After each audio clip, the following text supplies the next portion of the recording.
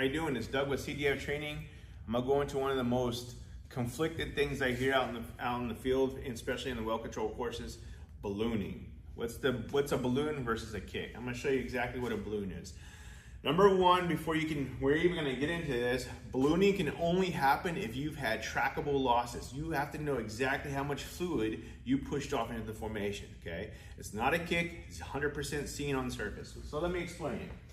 With your pumps on, your ECDs are more than the formation, right? So you have a weak formation, clay stone, something like that downstairs in the ground, and your pumps are pushing off into formation. You're pushing all that fluid off into formation, right?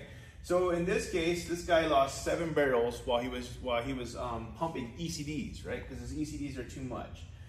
The normal footage loss for this section of this 90 feet of stands he's drilled is 3 barrels. So total, what he would show on his gain loss would be 10 barrels. But he knows that 3 of that is just normal drilling for this stand, and 7 barrels of it is tracked somewhere ready to go. Well, this is where it went. We know it went in formation. So when is he going to see it again? Well, he's going to see it again when he turns his pumps off.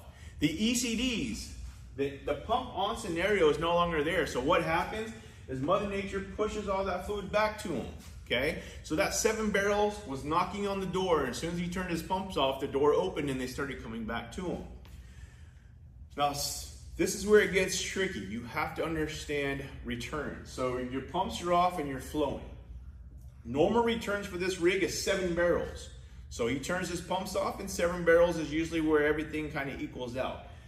But in this case, because he had 7 barrels he lost while drilling that he assumed was ballooning, he could technically let it go to 14 barrels before he shuts the well in and does flow checks. Now, is it advisable to do that? Probably not. After 7 barrels, you need to be doing a flow check, and you can let it flow through a trip tank up to 14 barrels if you wanted to. But at 14 barrels, that's the limit. When it hits 15 barrels, you better have that thing shut in.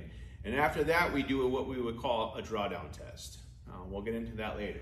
But that is how you can tell the difference between a balloon and a kick. A kick, the gas comes inside the wellbore and you have flow and other things that happen, right? Balloon is caused by ECDs. It's usually caused by pump pressure in the driller.